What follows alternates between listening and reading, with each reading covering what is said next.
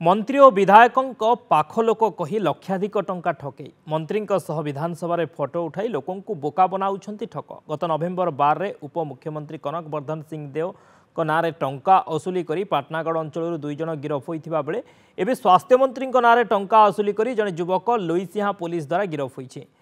गिरफ युवक हेले जीतू ओरफ जितेंद्र दास। घर लोईसिहा थाना अंतर्गत दासपाली गाँव में से जड़े बीजेपी कर्मी बोली जनापड़ी। अभियुक्त को पुलिस बरगढ़ गिरफ कर कोर्ट चालान कर।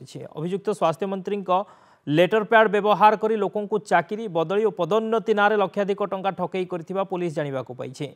मिटू नायक ठारू 50,000 वीर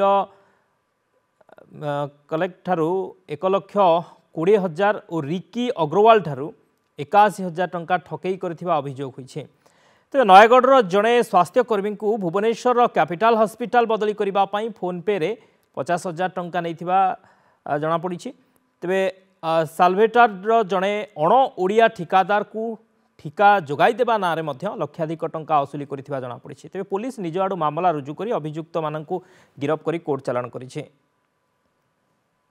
विभिन्न फोटो पिक्चर से सब माने वेरीफाई कला परे जना पड़ला जे सही प्रकृति रे एक्यूज एवं तांको इंटरोगेशन कला परे भी से मध्य कन्फेस कले जे से विभिन्न लोक ठार एमती ठकिकिना पैसा सब नहीं।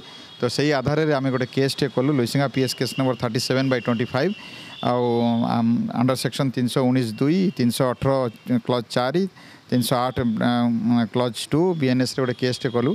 तो ताकू जेते बळे प्रेमा फेसी एविडेंस तांको ना रे आसिला संपूर्ण तापर आमे ताको 4 तारिख दिन अरेस्ट कलु। अरेस्ट करिक तांको कोर्ट फरवर्ड कलु।